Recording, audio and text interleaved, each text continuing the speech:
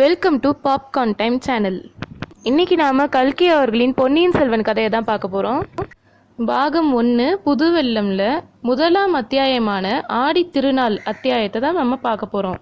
பல நூற்றாண்டுகளுக்கு முன்னாடி சோழர்களோட காலத்துக்கு கற்பனை ஓடத்தில் ஏறி போகலாம் வாங்க. தொண்டை நாட்டுக்கும் சோழ நாட்டுக்கும் இடையில இருக்க திருமுனைப்பாடி நாட்டோட தென் பகுதியில் தில்லை சிற்றம்பலத்துக்கு மேற்கே 2 காத தூரத்துல அலைக்கடல் போல ஒரு ஏரி விரிந்து பறந்து இருக்கு. அந்த ஏரியோட பேரு வீர நாராயண ஏரி. ஆனா காலப்போக்கில் அதோட பேர் மருவி வீராணத்தி ஏரி அப்படின்னு மாறிடுச்சு. ஆடி 18ஆம் பேருக்கு அன்னைக்கு அந்த ஏரி கரையில ஒரு வீர வாலிபன் குதிரை மேல ஏறி வந்துட்டு இருக்கான். அவன் தான் புகழ்பெற்ற வானர் குலத்தை சேர்ந்த வல்லவரையன் வந்தியத்தேவன். ஆடி 18 அன்னைக்கு சோழ நாட்டில் இருக்க நதிகள்ல எல்லாம் வெள்ளம் கரை புரண்டு ஓடுறது வழக்கம். அந்த ஏரியோட அழகுலையும் வயல்ல வேலை செய்கிறவங்களோட பாட்டு சத்தத்துலையும் மெய்மறந்த வந்தியத்தேவன் நீண்ட பயணத்தினால களைச்சிருந்த அவனோட குதிரைய வேகமா ஓட்டாம பொறுமையா போயிட்டு இருந்தான். இப்படிப்பட்ட ஏரியை கட்டமைச்ச ராஜாதித்தரோட வம்சத்துல தனக்கும் ஒரு நட்பு கிடைச்சிருக்கு அப்படின்னு ரொம்பவே பெருமைப்படுறான் வந்தியத்தேவன். இப்படியெல்லாம் யோசிச்சுக்கிட்டே அந்த ஏரியோட தென்கரைக்கு வந்து சேர்றான் வந்தியத்தேவன். அப்போ அங்கே ஆடிப்பெருக்கு திருவிழா. ஊரே கோலாகலமாக இருக்கு.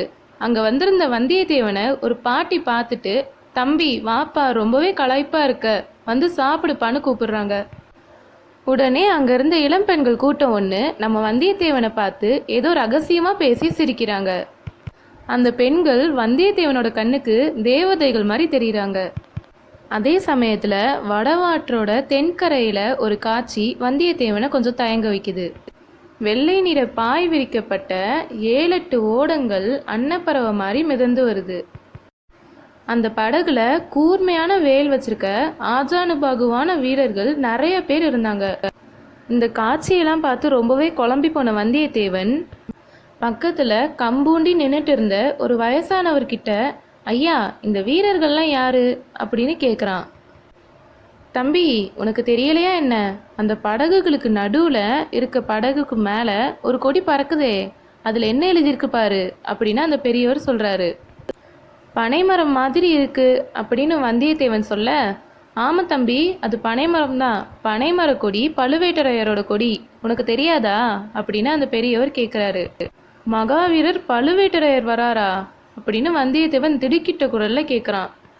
வந்தியத்தேவன் திடுக்கிட்டதுக்கும் காரணம் இருக்கு. ஏன்னா தெற்குல இருக்க ஈழ நாட்டிலிருந்து வடக்குல இருக்க கலிங்க நாடு வரைக்கும் அண்ணன் தம்பிகளான பெரிய பழுவேட்டரையரையும் சின்ன பழுவேட்டரையரையும் கேள்விப்படாதவங்களே இல்லை. விஜயாலய சோழன் காலத்திலிருந்து சோழர் குலமும் பழுவேட்டரையர் குலமும் கொள்வினை கொடுப்பினை, அதாவது பெண் கொடுத்தல் பெண் எடுத்தல் வழக்கமா இருந்தது. இது காரணமாகவும் குலத்தொன்மை அப்புறம் வீரப்புகழ் காரணமாகவும் பழுவேட்டரையர் குலம் அரச குலத்தோட சிறப்புகள் எல்லாம் பெற்றிருந்தது. தனியாக கொடி போட்டுக்கிற உரிமையும் அவங்க குலத்துக்கு இருக்கு. இப்போ வந்துட்டு இருக்கிறது பெரிய பழுவேட்டரையர். இவர் 24 போர்களில் ஈடுபட்டார். இப்போ இவருக்கு 50 வயசுக்கு மேலே ஆயிடுச்சு. அதனால போர்களில் நேரடியாக கலந்துக்கிறது இல்லை.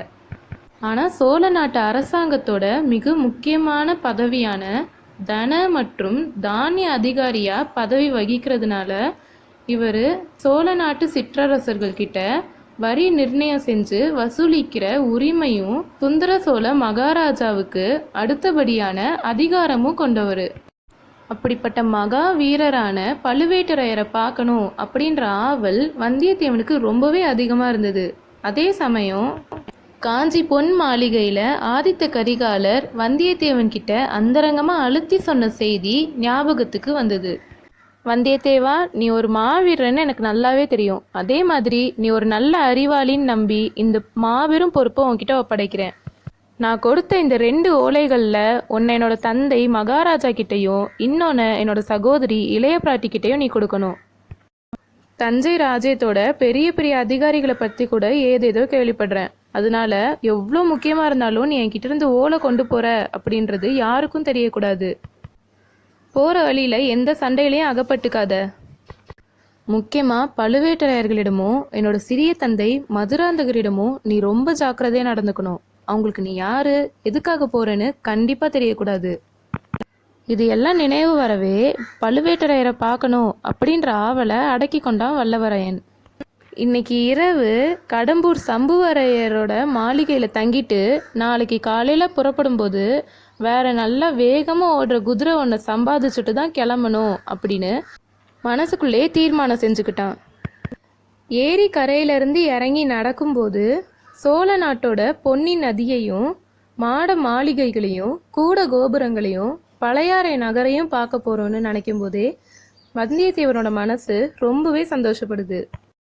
இது மட்டுமா, வீரத்தில் வேலனுக்கும் அழகுல மன்மதனுக்கும் நிகரான சுந்தர சோழ சக்கரவர்த்தியையும் அவரோட செல்வ புதல்வியான குந்தவை பிராட்டியையும் பார்க்க போறேன்னு ரொம்ப சந்தோஷப்பட்டான். சூரியன் மறைகிறதுக்குள்ள கடம்பூருக்கு போகணும் அப்படின்னு நினச்சிக்கிட்டே வீரநாராயண விண்ணகர கோயிலை நெருங்கினா வந்தியத்தேவன். அங்கே திருவிழா ரொம்பவே கோலாகலமாக நடந்துட்டு இருக்கு. இதையெல்லாம் வேடிக்கை பார்த்துட்டு போகிற வந்தியத்தேவன் ஒரு இடத்துல மட்டும் மக்கள் கூட்டமாக நிற்கிறதையும் அந்த கூட்டத்துக்கு நடுவில் சிலர் சத்தமாக சண்டை போட்டுட்டு இருக்கிறதையும் கவனிக்கிறான். உடனே குதிரையை நிறுத்திட்டு அந்த கூட்டத்துக்கு நடுவில் என்ன நடக்குதுன்னு பார்க்குறதுக்கு போகிறான் வந்தியத்தேவன். அங்கே சண்டை போட்டுட்டு இருந்தது 3 பேர் தான் அப்படின்றத பார்க்கும்போது வந்தியத்தேவனுக்கு ரொம்பவே ஆச்சரியமாக இருந்துச்சு. அந்த 3 பேரில் ஒருத்தர் கட்டையா குட்டையா கையில் தடி வச்சுக்கிட்டு உடம்பெல்லாம் சந்தனம் பூசிக்கிட்டு தலையில் முன்குடுமி வச்சுக்கிட்டு இருக்க வைஷ்ணவ பக்தர். இன்னொருத்தர் உடம்பெல்லாம் பட்டையாக திருநீர் பூசி இருந்த சிவபக்தர். அதில் இருக்க 3வது நபர் தலையை மொட்டையடிச்சுக்கிட்டு காவி துணி உடுத்தியிருக்க அத்வைத வேதாந்தின்னு தெரிய வந்துச்சு. 3 பேரும் தன்னோட கடவுள் தான் சிறந்தவர்னு வாக்குவாதத்தில் ஈடுபடுறாங்க. ஒரு கட்டத்தில் வைஷ்ணவ பக்தரான ஆழ்வார்க்கடியான் தன்னோட கையில் இருக்க தடியை எடுத்துக்கிட்டு மற்ற 2 பேரையும் அடிக்கிறதுக்கு ஆயத்தமாகிறாரு. இந்த சமயத்தில் அந்த சண்டையை நிறுத்தணும்னு நினச்ச வந்தியத்தேவன் எல்லா கடவுளும் சமந்தான்னு தன்னோட கருத்தை எடுத்து வைக்கிறான். ஆனால் வாக்குவாதம் கலவரமாக மாற தொடங்கிருச்சு. நல்ல வேளையாக அந்த சமயத்தில் ஏதோ சலசலப்பு தெரியுது. அது என்ன சலசலப்பு அப்படின்னா, வீராதி வீரர் பழுவேட்டரையரோட வருகையை பழுவேட்டரையரோட வீரர்கள் அறிவிக்கிறாங்க. அவங்களுக்கு பின்னாடி முரசு அறிவிக்கிறவங்க, அதுக்கப்புறம் பனைமர கொடி தாங்குவோர், அதுக்கப்புறம் கையில் வேலேந்திய சில வீரர்கள்னு கம்பீரமாக நடந்து வராங்க. இவங்களுக்கெல்லாம் பின்னாடி அலங்கரித்த யானை மேலே கரிய உருவத்தோட ஆஜானுபாகுவாக ஒருத்தர் உக்காந்துருக்காரு. அவர் தான் பழுவேட்டரையர்னு அங்கே இருக்கவங்க எல்லாருமே யூகிச்சிட்டாங்க. அந்த யானைக்கு பின்னாடி பட்டு திரையினால் மூடப்பட்ட பல்லக்கு ஒன்று வருது. அதுக்குள்ளே இருக்கிறது யாராக இருக்கும் அப்படின்னு வந்தியத்தேவன் யோசிக்கிறதுக்குள்ள செக்கச்சவனு நிறத்தோட வளையல்களும் கங்கணங்களும் அணிந்த ஒரு கை அந்த பல்லக்கோட தரையை வளக்குது. வல்லவரையனுக்கு பெண்களை கண்டு ரசிக்கிற கண்கள் இருந்தாலும் அந்த திரைக்குள்ளேருந்து வெளிப்பட்ட முகம் அவனுக்கு ஏதோ ஒரு பயத்தையும் அருவருப்பையும் உருவாக்குச்சு. அதே நேரத்தில் அந்த பெண் வந்தியத்தேவனுக்கு பக்கத்தில் ஏதோ ஒன்றை பார்த்து பயத்தில் சத்தம் போட்டுட்டு அந்த திரையை உடனே மூடிட்டா. அந்த பெண் தனக்கு பக்கத்தில் இருக்க யாரையோ பார்த்து தான் பயந்து கத்துறான்னு தெரிஞ்சுக்கிட்ட வந்தியத்தேவன் யாருன்னு அக்கம் பக்கம் திரும்பி பார்க்குறான். வல்லவரையனுக்கு பின்னாடி இருக்க புளிய மரத்தில் ஆழ்வார்க்கடியான் சாஞ்சு நிற்கிறதையும் அவர் முகம் கோர வடிவமாக மாறி இருக்கிறதையும் வந்தியத்தேவன் பார்க்குறான். அவரை பார்க்கும்போது வந்தியத்தேவனுக்கு ஏதோ காரணம் புரியாத திகைப்பும் அருவருப்பும் ஏற்படுது. சில சமயம் சின்ன விஷயங்கள் கூட பெரிய சம்பவங்கள் நடக்க காரணமாக இருந்திருக்கு. அப்படிப்பட்ட ஒரு விஷயம்தான் இப்போ வந்தியத்தேவனோட வாழ்க்கையிலையும் நடந்திருக்கு. வந்தியத்தேவன் பழுவேட்டரையரோட பரிவாரங்கள் போவதை பார்த்துட்டு இருந்தான் இல்லையா, அவன் நின்றுட்டு இருந்த இடத்துக்கு கொஞ்சம் தூரத்தில் தான் அவனோட குதிரையும் நின்றுச்சு. பழுவேட்டரையரோட ஆட்களில் கடைசியாக போன சிலரோட பார்வை அந்த குதிரை மேலே விழுது. டேய், அந்த குருதையை பாருடா, குருதைன்னு சொல்லாதடா, குதிரைன்னு சொல்லு. முதல்ல அது குதிரையா இல்லை கழுதையான்னு பார்ப்போம். இப்படியெல்லாம் சொல்லி அந்த குதிரையை கிண்டல் பண்ணது மட்டும் இல்லாமல் அதோட வாழை பிடிச்சும் முறுக்குறாங்க. உடனே அந்த குதிரை திருவிழா கூட்டத்துக்கு நடுவில் புகுந்து வேகமாக ஓட ஆரம்பிக்குது. இவ்வளவும் வந்தியத்தேவனோட கண்ணு முன்னாடியே சில வினாடிக்குள்ளே நடந்து முடிஞ்சிருது. வந்தியத்தேவனோட முகபாவத்தை பார்த்தே இது அவனோட குதிரை தான்னு கண்டுபிடிச்சிடுறாரு ஆழ்வார்க்கடியான். பாத்தியா தம்பி, அந்த பழுவூர் தடியர்கள் செஞ்ச வேலையை என்கிட்ட காமிச்சவனோட வீரத்தை அவங்க கிட்ட காமிக்க வேண்டியது தானே அப்படின்னு குத்தி காமிக்கிறாரு. வந்தியத்தேவனுக்கு ரொம்ப கோபமாக வருது. ஆனாலும் பல்ல கடிச்சுக்கிட்டு குதிரை போன திசையை நோக்கி அவனும் போக ஆரம்பிக்கிறான். திமிரு பிடிச்ச பழுவேட்டரையரோட ஆட்களுக்கு கண்டிப்பாக ஒரு நாள் பாடம் புகட்டியே ஆகணும்னு நல்லா அழுத்தமாக அவனோட மனசில் நினச்சிக்கிறான். புளியந்தோப்பு தாண்டி கொஞ்ச தூரத்தில் வந்தியத்தேவனோட குதிரை ரொம்ப பாவமாக நின்றுட்டு இருக்கு. ஆழ்வார்க்கடியான் இன்னும் சாலையோரத்தில் காத்துக்கிட்டு இருக்கான். இதேதடா சனிய, இவன் நம்மளை விட மாட்டான் போல இருக்கேன்னு வந்தியத்தேவனுக்கு ஒரே எரிச்சலா இருக்கு. தம்பி, நீ எந்த பக்கம் போக போற அப்படின்னு ஆழ்வார்க்கடியான் கேட்குறான். நானா கொஞ்சம் மேற்கு பக்கம் போய் அதுக்கப்புறம் தெற்கு பக்கம் திரும்பி கொஞ்சம் கிழக்கு பக்கம் வளைஞ்சு போய் அப்புறமா தென்மேற்கு பக்கமாக போவேன் அப்படின்னு வந்தியத்தேவன் சொன்னான். அதையெல்லாம் நான் கேட்கல. இன்னைக்கு பல ஊர்கள்ல இருந்து பல விருந்தாளிகள் கடம்பூர் சம்புவரையரோட அரண்மனையில் தான் தங்குவாங்க. பழுவேட்டரையரும் அவரோட பரிவாரமும் கூட அங்கே தான் போயிருக்கு. நீயும் அங்கே போகிறதா இருந்தா என்னையும் அங்கே கூட்டிகிட்டு போறியா அப்படின்னு ரொம்பவே இரக்கமான குரலில் கேட்குறாரு ஆழ்வார்க்கடியான். நீங்கள் எதுக்காக அங்கே போகணும் அப்படின்னு வந்தியத்தேவன் கேட்க, இன்னைக்கு இரவு அங்கே பெரிய விருந்துக்கு அப்புறம் குறவை கூத்து நடைபெறும். எனக்கு அந்த குறவை கூத்தை பார்க்கணுன்னு ரொம்ப ஆசைன்னு சொல்கிறாரு ஆழ்வார்க்கடியான். என்னாலலாம் அங்கே கூட்டிகிட்டு போக முடியாது. அதோட நீ சொல்கிறத பார்த்தா இன்னைக்கு இரவு என்னையே கோட்டைக்குள்ளே விடுவாங்களான்னு தெரியல அப்படின்னு சொல்கிறான் வந்தியத்தேவன். அப்படின்னா நீ அந்த அரண்மனைக்கு அழைப்பு பெற்று போகலைன்னு சொல்லு அப்படின்னு ஆழ்வார்க்கடியான் கேட்க, ஒரு வகையில் அழைப்பு இருக்கு. கடம்பூர் இளவரசன் கந்தமாறன் என்னோட நெருங்கிய நண்பன் அப்படின்னு சொல்கிறான் வந்தியத்தேவன். கடம்பூர் மாளிகைக்கு போக வழி தெரியாததுனால ஆழ்வார்க்கடியான் அங்கே தான் போகிறாருன்னு நினச்சி அவர் கூடவே போயிட்டு இருக்கான் வந்தியத்தேவன். ஆழ்வார்க்கடியான், அதான் நீ என்னை கோட்டைக்கு கூட்டிகிட்டு போக மாட்டேன் சொல்லிட்டில, நான் இப்போ கோட்டைக்கு போகல, விண்ணகர கோயிலுக்கு தான் போயிட்டு இருக்கேன்னு சொல்கிறாரு. வந்தியத்தேவன், சரி நானும் அந்த பெருமாளை வணங்கிட்டு போகிறேன்னு சொல்லி 2 பேரும் ஒன்றாவே விண்ணகர கோயிலுக்கு போகிறாங்க. விஜயாலய சோழனோட பேரனான முதற் பராந்தக சோழனுக்கு வீரநாராயணன் அப்படின்னு சிறப்பு பேரும் இருந்தது.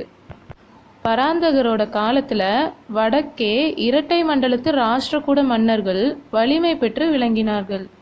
அவங்க எப்போ வேணாலும் படையெடுத்து வரக்கூடும் அப்படின்னு எதிர்பார்த்த பராந்தகன் தன்னோட முதல் புதல்வனாகிய இளவரசர் ராஜாதித்தனை ஒரு பெரிய சைன்யத்தோட திருமுனைப்பாடி நாட்டில் இருக்க செய்தார்.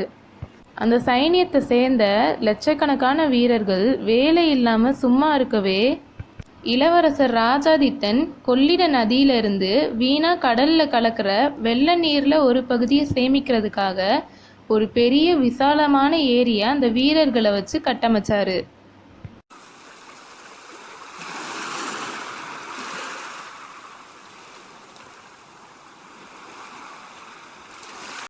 அந்த ஏரிக்கு வீரநாராயண ஏரின்னு தன்னோட தந்தை பெயரை வச்சதோட அந்த ஏரிக்கு பக்கத்தில் நீர்நிலைகளை காக்கிறதா நம்பப்படுற விஷ்ணுவுக்காக வீரநாராயண பெருமாள் கோயிலையும் நிறுவினார். அப்படிப்பட்ட பெருமாளோட கோயிலுக்கு தான் இப்போ ஆழ்வார்க்கடியானும் வந்தியத்தேவனும் போயிட்டு இருக்காங்க. அந்த கோயிலுக்கு போய் சேர்ந்த உடனே ஆழ்வார்க்கடியான் ஆண்டாள் பாசுரங்களையும் நம்மாழ்வார் பாசுரங்களையும் பாடத் தொடங்குறாரு. ஆழ்வார்க்கடியான் பாடிட்டு இருக்கும்போதே அவரோட கண்களில் கண்ணீர் பெருகி வழிய தொடங்குது. வந்தியத்தேவனும் கோயிலில் இருந்த மற்றவங்களும் கூட இந்த பாடலை ரொம்பவே மனமுருகி கேட்குறாங்க. பெருமாளை வணங்கிட்டு வந்தியத்தேவன் வெளியே வந்தோன்னே, நீங்கள் ரொம்ப பெரிய பக்தர்னு நான் இப்போ தான் புரிஞ்சுக்கிட்டேன். உங்ககிட்ட நான் ஏதாச்சும் தப்பாக பேசியிருந்தேன், என்னை மன்னிச்சிடுங்கன்னு மன்னிப்பு கேட்குறான். மன்னிச்சுடுறேன் தம்பி, ஆனால் நீ எனக்காக ஒரு உதவி செய்யணும். நான் உங்ககிட்ட ஒரு சீட்டு தரேன். இன்னைக்கு இரவு நீ கடம்பூர் அரண்மனையில் தங்குறதா இருந்தா பழுவேட்டரையரோட யானைக்கு பின்னாடி மூடு பல்லக்கில் ஒரு பொண்ணு போனாலே அவகிட்ட இந்த சீட்டை கொடுத்துடணும் அப்படின்னு ஆழ்வார்க்கடியான் சொன்ன உடனே வந்தியத்தேவன், நம்பிகளே, இந்த மாதிரி வேலைகளுக்கெல்லாம் நான் தான் ஆகப்பட்டேன். தங்களை தவிர வேற யாராவது இத்தகைய வார்த்தை என்கிட்ட சொல்லியிருந்தா. தம்பி, படப்படப்பு வேண்டாம். உன்னால் முடியாதுன்னா மகாராஜாவாய் போய் வா. ஆனால் எனக்கு மட்டும் இந்த உதவி நீ செய்திருந்தால் ஏதாவது ஒரு சமயத்தில் உனக்கும் என் உதவி பயன்பட்டிருக்கும். பாதகம் இல்லை, போய் வா அப்படின்னு ஆழ்வார்க்கடியான் சொன்ன உடனே வந்தியத்தேவன் அங்கே ஒரு கணம் கூட நிற்கல. குதிரை மேலே தாவி ஏறி கடம்பூரை நோக்கி செல்ல ஆரம்பிச்சிட்டான். அரண்மனை ரொம்ப கோலாகலமாக இருக்குது. என்ன விஷயம் தெரிஞ்சுக்க வந்தியத்தேவனுக்கு ரொம்பவே ஆர்வமாக இருந்தது. திறந்திருந்த வாசலில் வேல் பிடித்த வீரர்கள் சிலர் நின்றுட்டு இருந்தாங்க. தயங்கி நின்னாதான் தன்னை தடுத்து நிறுத்துவாங்கன்னு குதிரையை வேகமாக செலுத்திட்டு போனான் வந்தியத்தேவன். ஒரு வீரன் கையில் விளக்கு எடுத்துகிட்டு வந்து யார் வந்திருக்கான்னு பார்க்க வந்தியத்தேவனோட முகத்துக்கு நேராக அந்த விளக்கை காமிக்கிறான்.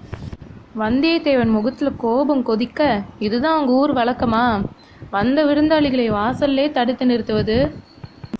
யார் தம்பி நீ இவ்வளோ துடுக்கா பேசுகிற? எந்த ஊர் அப்படின்னு அங்கே இருக்க வாயிற்காவலன் கேட்க, என் ஊரும் பேருமா கேட்குற? வானகப்பாடி நாட்டு திருவல்லம் என் ஊர். என்னோட குலத்து முன்னோர்களோட பேரை ஒரு காலத்தில் அவங்க நாட்டு வீரர்கள் அவங்க மார்பில் எழுதி பெருமைப்பட்டாங்க. என் பேர் வல்லவராயன் வந்தியத்தேவன், தெரிந்ததா அப்படின்னு சொன்னான். நீ யாராக இருந்தாலும் இனி உள்ளே போக முடியாது. இன்னைக்கு வர வேண்டிய விருந்தாளிகள் எல்லாம் வந்தாச்சு. இனிமேல் யாரையும் உள்ளே விட வேணாம் அப்படின்றது எஜமானோட கட்டளை அப்படின்னு சொன்னான் காவலர்களோட தலைவன். அந்த சமயம் பார்த்து வந்தியத்தேவனோட குதிரையை கிண்டல் பண்ண பழுவூர் வீரர்கள் திருப்பியும் அதை கிண்டல் பண்ணிக்கிட்டே வராங்க. அவங்களோட கேலி பேச்சு காதில் விழுந்த உடனே வந்தியத்தேவன் என்ன செய்யணும்னு முடிவு பண்ணிட்டான். குதிரையோட அடி வயிற்றுல தன்னோட காலை வச்சு அழுத்திக்கிட்டே வாளை வேகமாக சுழற்றிக்கிட்டே முன்னேறி போனான் வந்தியத்தேவன். வழியில் நின்றுட்டு இருந்த வீரர்கள் எல்லாம் நாலாப்புறமும் சிதறி ஓடுனாங்க. உடனே அந்த இடம் ரொம்ப கலவரமாயிருது. வந்தியத்தேவனை 40-50 வீரர்கள் சூழ்ந்துட்டாங்க. வந்தியத்தேவன் அவனோட குதிரையிலேருந்து கீழே குதிச்சு, கந்தமாரா, உன்னோட வீரர்கள் என்னை கொல்ல பார்க்குறாங்க அப்படின்னு கத்துனான்.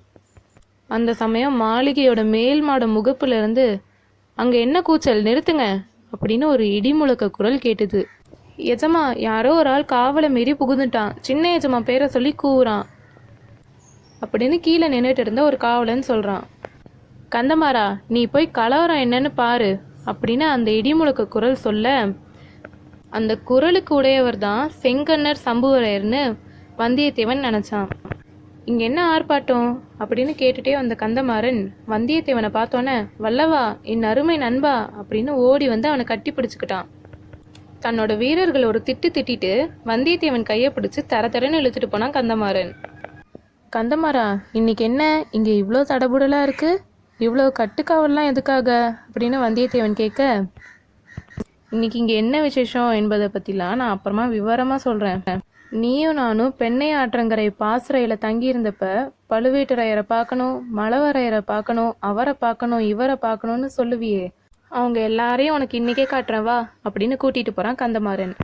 கந்தமாறன் முதல்ல தன் தந்தையாகிய சம்புவரையர்கிட்ட வல்லவரையனை கொண்டு போய் நிறுத்தி, அப்பா, என் தோழன் வானர் குலத்து வந்தியத்தேவனை பற்றி அடிக்கடி தங்களிடம் சொல்லுவேனே, அவன் இவன்தான் அப்படின்னு சொல்கிறான். வந்தியத்தேவனும் பணிவாக கும்பிட்டு வணங்கினான். அப்படியா, கீழே அரண்மனை வாசல்ல அவ்வளவு கலவரத்துக்கும் காரணம் இவன்தானா? இருந்தாலும் இருட்டினதுக்கு அப்புறம் இவன் இவ்வளோ ஆர்ப்பாட்டத்தோட வந்திருக்க தேவையில்ல அப்படின்னு சம்புவரையர் சொல்றாரு. இதை கேட்ட கந்தமாறனுக்கு முகம் சுருங்கிடுச்சு. அதுக்கப்புறம் கந்தமாறன் வந்தியத்தேவனை பெரிய பழுவேட்டரையர்கிட்ட கூட்டிட்டு போய், மாமா, இவன் ஆருயிர் நண்பன் வந்தியத்தேவன், வான பேரரச குலத்தவன். இவனும் நானும் வடபெண்ணை பாசறையில் எல்லை காவல் புரிஞ்சுட்டு இருக்கும்போது வீராதி வீரர் பழுவேட்டரையரை பார்க்கணுன்னு சொல்லிக்கிட்டே இருப்பான். பழுவேட்டரையர் திருமேனியில் 64 போர்க்காயங்கள் இருப்பது உண்மைதானன்னு கேட்டுக்கொண்டே இருப்பான். ஒரு நாள் நீயே எண்ணி பார்த்துக்கோன்னு நான் சொல்லுவேன் அப்படின்னு சொல்கிறான் கந்தமாறன். பழுவேட்டரையர் சுருங்கிய முகத்தோட, அப்படியா தம்பி, நீயே எண்ணி பார்த்தாலொழிய நம்ப மாட்டாயோ? அவ்வளோ அவநம்பிக்கை அவனுக்கு? வானர் குலத்தை காட்டிலும் வேறு குலத்தில் வீரம் இருக்க முடியுமான்னு சந்தேகமோ அப்படின்னு கேட்டார் பழுவேட்டரையர். தோழர்கள் 2 பேருமே திடுக்கிட்டு போனாங்க. தோத்திரமாக சொன்னதை இப்படி அவர் குதர்க்கமாக எடுத்துப்பாருன்னு அவங்க எதிர்பார்க்கவே இல்லை. வந்தியத்தேவனுக்கு ரொம்பவே எரிச்சலாக இருந்துச்சு. ஆனாலும் அதை வெளியே காட்டிக்காம, ஐயா, பழுவேட்டரையர் குலத்தோட புகழ் குமரி முனையிலிருந்து இமயம் வர பரவி இருக்கு. அதை பற்றி சந்தேகப்படுறதுக்கு நான் யாரு அப்படின்னு பணிவோடு சொன்னான்.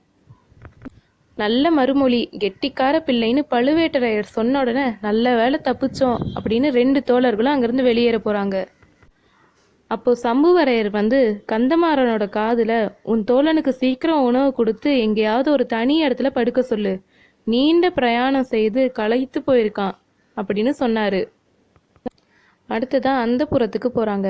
அங்கே கந்தமாறனோட அம்மாவை வந்தியத்தேவன் ரொம்பவே பணிவாக வணங்குறான். அவங்களுக்கு பின்னாடி கூச்சத்தோட மறைஞ்சிருக்கும் பெண் தான் கந்தமாறனோட சகோதரியா இருக்கணும்னு வந்தியத்தேவன் யூகிச்சான். தங்கச்சியை பற்றி கந்தமாறன் பல தடவை சொன்னதில் ஏதேதோ கற்பனை செஞ்சு வச்சுருந்தான் வந்தியத்தேவன். ஆனால் இப்போ ஒரு வாரம் ஏமாற்றமே அடைஞ்சான். 2 பேரும் வெளியே வந்ததும் கந்தமாறனோட அம்மா கூப்பிடுற சத்தம் கேட்டு மறுபடியும் கந்தமாறன் உள்ளே போகிறான். உள்ள பல பெண்கள் அடுத்தடுத்து கேள்வி கேட்கறதும் அதுக்கு கந்தமாறன் தட்டு தடுமாறி பதில் சொல்றதும் அந்த பெண்கள்லாம் கலகலன்னு சிரிக்கிற சத்தமும் வெளியே இருந்த வந்தியத்தேவனுக்கு கேட்டுது. கந்தமாறன் வெளியே வந்ததும் வந்தியத்தேவனுக்கு அரண்மனையை சுத்தி காட்டுறதுக்காக கூட்டிட்டு போறான். அப்போ வந்தியத்தேவன் கந்தமாறன் கிட்ட, கந்தமாறா, நீ என்னை அந்தப்புற வாசலுக்கு வெளியே நிறுத்திட்டு உள்ள போனீல, அப்போ அங்க ஒரே சிரிப்பு சத்தமா கேட்டுச்சே, என்னதான் கிண்டல் பண்ணி சிரிச்சிட்டு இருந்தீங்களா அப்படின்னு கேட்டான். அதெல்லாம் இல்லை, பழுவேட்டரையர் இருக்கார்ல, அவரு இத்தனை வயசுக்கு பிறகு புதுசா ஒரு இளம் பெண்ணை கல்யாணம் செஞ்சிருக்காராம். மூடு பல்லக்கில் வச்சு அவளை இங்க அழைச்சிட்டு வந்திருக்காராம். ஆனா அந்த புறத்துக்கு அவளை அனுப்பாம அவருடைய விடுதியிலேயே பூட்டி வச்சிருக்காராம். அந்த பெண்ணை பலகனி வழியா எட்டி பார்த்துட்டு ஒரு தாதி பெண் வந்து அவ அழக வர்ணிச்சிருக்கா. அதை பத்தி தான் இங்க சிரிப்பு. கந்தமாறா, பழுவேட்டரையர் இந்த மர்ம மங்கையை கல்யாணம் பண்ணி எவ்வளோ நாளாச்சு? 3 ஆண்டுகள் தான் ஆயிருக்கும். கல்யாணம் பண்ணதுலேருந்து அந்த பொண்ணை கொஞ்ச நேரம் கூட தனியாக விடுறது இல்லையா. எங்கே போனாலும் கூடவே பல்லக்கில் ஆசை நாயகியையும் அழைச்சிக்கிட்டு போகிறாராம். இதை பற்றி நாடெல்லாம் கொஞ்சம் கிண்டலாக பேசிக்கிறாங்க. இவ்வளோ வயசுக்கு அப்புறம் கல்யாணம் பண்ணால் எல்லாருக்கும் கொஞ்சம் இளக்காரமாக தானே இருக்கும் வந்தியத்தேவா. அதெல்லாம் இல்லை கந்தமாறா, உன்னோட குலத்து பெண்களோ கரிய நிறத்த அழகிகள். ஆனால் பழுவேட்டரையரோட மனைவியோ செக்கச் செவேல்னு பொன்னிறமாக இருக்கா. அதனால் அவளை இவங்களுக்கு பிடிக்கல. அடே, உனக்கு எப்படி அவளோட நேரத்தை பற்றி தெரியும்? நீ அவளை பார்த்தியா? எங்கே, எப்படி பார்த்த? பழுவேட்டரையருக்கு மட்டும் இது தெரிஞ்சிச்சுன்னா உன் உயிர் உன்னோடது இல்லை. கந்தமாறா, இதுக்கெல்லாம் நான் பயப்படுறவன் இல்லை. அதோட நான் வேணும்னேலாம் ஒன்றும் பார்க்கல. வீரநாராயணபுரத்தில் பழுவேட்டரையரோட பரிவாரங்கள் போனதை நானும் பார்த்தேன். யானை, குதிரை, பல்லக்கு, பரிவட்டம் எல்லாம் நீங்கள் அனுப்புனதாமே, அது உண்மையா? ஆமாம், நாங்கள் தான் அனுப்புனோம். அதனால என்ன? அதனாலலாம் ஒன்றும் இல்லை. பழுவேட்டரையருக்கு நீங்கள் தந்த வரவேற்பும் மரியாதையும் எனக்கு தந்த வரவேற்பையும் ஒப்பிட்டு பார்த்தேன், வேற எதுவும் இல்லை. கந்தமாறன் லேசாக சிரிச்சிட்டு, வரி விதிக்கிற அதிகாரிக்கு செலுத்த வேண்டிய மரியாதையை அவருக்கு செலுத்தணும். ஒரு வீரனுக்கு தர வேண்டிய வரவேற்பு உனக்கு தந்தோம். முருகனோட அருளால நீ இந்த வீட்டுக்கு மருமகனா வந்தா மாப்பிள்ளைக்கு தர வேண்டிய மதிப்பையும் மரியாதையும் உனக்கு தருவோன்னு சொன்னா கந்தமாறன். சரி, பழுவேட்டரையரோட ஆசை நாயகி சிவப்பு நிறம்னு சொன்னாயே, அது எப்படி உனக்கு தெரிஞ்சது அப்படின்னு கந்தமாறன் கேட்க, பழுவேட்டரையரும் அவரோட பரிவாரங்களும் போனதை பார்த்துட்டு இருந்தேன். பின்னாடியே ஒரு மூடு பல்லக்கும் வந்தது. அந்த பல்லக்குக்குள்ள இருக்கிறது யாரா இருக்குன்னு யோசிச்சுட்டு இருந்தேன். அந்த பல்லக்கோட திரைய ஒரு கை கொஞ்சம் விளக்குச்சு. விளக்கிய திரை வழியா ஒரு முகம் தெரிஞ்சுது. கையும் முகமும் நல்லா பொன்னிறமா இருந்தது. அவ்வளவுதான் நான் பார்த்ததெல்லாம் அப்படின்னு சொன்னா வந்தியத்தேவன். அடுத்ததா 2 பேரும் குறவை கூத்து பார்க்க போறாங்க. மேடையை நல்லா அழகா அலங்காரம் பண்ணியிருந்தாங்க. மேடையில இருந்த இருளை விரட்டுறதுக்காக குத்து விளக்குகளையும் தீவர்த்திகளையும் ஏற்றி வச்சிருந்தாங்க. வாத்தியங்களை ரொம்ப ஆவேசமா வாசிச்சாங்க. மலர் மனம், அகில் மனம், வாத்திய முழக்கம்னு எல்லாம் சேர்ந்து வந்தியத்தேவனுக்கு தலை சுத்துற மாதிரி செஞ்சிருச்சு. முக்கிய விருந்தாளிகள் எல்லாரும் வந்ததுக்கப்புறம் குறவை கூத்து ஆடுற பெண்கள் 9 பேர் மேடைக்கு வந்து முருகனோட அருளை பாடிக்கிட்டே அழகா ஆடினாங்க. அதுக்கப்புறம் தேவராளனும் தேவராட்டியும் மேடைக்கு வந்தாங்க. அவங்க 2 பேருமே நல்ல இரத்த சிவப்பு ஆடைகள் உடுத்திருந்தாங்க. அவங்களோட அலங்காரமும் அவங்க ஆடைகள் மாதிரியே இரத்த சிவப்புல இருந்தது. முதல்ல சாந்தமா ஆரம்பிச்ச ஆட்டம் நேரமாக ஆக 2 பேருமே நல்ல வெறியோட ஆட ஆரம்பிச்சாங்க. தேவராட்டி கையில ஒரு வேலை எடுத்துக்கிட்டா. அதை பிடுங்க முயற்சி செஞ்ச தேவராளன் ஓங்கி ஒரு குதி குதிச்சு அந்த வேலை தேவராட்டி கையில இருந்து பிடுங்கி தான் மட்டும் தனியா அந்த மேடை மேல கையில வேலோட வெறியாட்டம் ஆடுறான். சூர சம்ஹாரம் முடிஞ்ச உடனே தேவராளன் கையில இருந்த வேலை கீழே போட்டான். எல்லா வாத்தியங்களும் நிறுத்திட்டாங்க.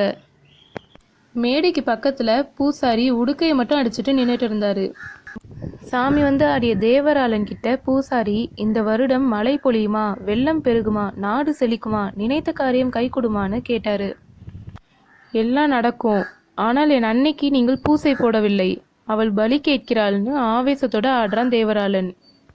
என்ன பலி வேணும்னு பூசாரி கேட்க, என்ன கேட்டாலும் கொடுப்பீங்களான்னு தேவராளன் வெறியோடு கேட்குறான். கொடுப்போம், கட்டாயம் கொடுப்போம்னு பூசாரி சொல்ல, மன்னர் குலத்து ரத்தம் கேட்கிறாள், 1000 கால அரசர் குலத்து ரத்தம் கேட்கிறாள்னு தேவராளன் கோர பயங்கர குரல்ல சொன்னான். சம்புவரையர் பூசாரியை பார்த்து தலையசைச்சு சமிங்க செஞ்சதும் பூசாரி உடுக்க அடிக்கிறத நிறுத்திட்டாரு. வெறியாட்டம் ஆடிய தேவராளன் மேடை மீதே மயக்க போட்டு விழுந்தான். சபை மௌனமா கலைஞ்சது. இத்தனை நேரம் இதெல்லாம் பார்த்தும் கேட்டும் பரபரப்புக்குள்ளாயிருந்த வந்தியத்தேவன் நரி ஊளையிடுற சத்தம் கேட்டு திரும்பி பார்த்தான். அங்க கோட்டை மதில் சோர் மேல ஒரு தலை தெரிஞ்சுது. அது ஆழ்வார்க்கடியானோட தலை தான். வந்தியத்தேவனுக்கு ஒரு நிமிஷம் தூக்கி வாரி போட்டுச்சு. யாரோ ஆழ்வார்க்கடியானோட தலையை வெட்டி அந்த மதில் சுவர் மேலே வச்சது மாதிரி இருந்துச்சு. வந்தியத்தேவன் ஒரு நிமிஷம் அவனோட கண்களை நல்லா இறுக்கி மூடி திருப்பியும் திறந்து பார்த்தான். ஆனால் அப்போ அந்த தலை அங்கே இல்லை. எதனால அன்னைக்கு ராத்திரி இத்தனை பெரிய புள்ளிகள் அந்த கோட்டைக்கு வந்திருக்காங்க? தேவராளன் ஏன் அந்த மாதிரி பலியை கேட்டான்? இன்னைக்கு இரவு அந்த கோட்டையில் என்ன நடக்க போகுது? இந்த மாதிரியான கேள்விகளுக்கெல்லாம் பதில் தெரியணும்னா தொடர்ந்து நம்மளோட பாப்கார்ன் டைம் சேனலை பாருங்கள். இந்த கதையோட தொடர்ச்சியை அடுத்த வீடியோவில் பார்க்கலாம். அதுக்கு முன்னாடி மறக்காமல் நம்ம பாப்கார்ன் டைம் சேனலை சப்ஸ்கிரைப் பண்ணிவிட்டு பக்கத்தில் இருக்க பெல் ஐக்கானை கிளிக் பண்ணுங்கள். அப்போ தான் நாங்கள் போடுற வீடியோஸ் உடனுக்குடன் உங்களை வந்து சேரும். இந்த வீடியோ உங்களுக்கு பிடிச்சிருந்துச்சுன்னா லைக் பண்ணுங்கள், ஷேர் பண்ணுங்கள், சப்ஸ்கிரைப் பண்ணுங்கள். தேங்க்யூ.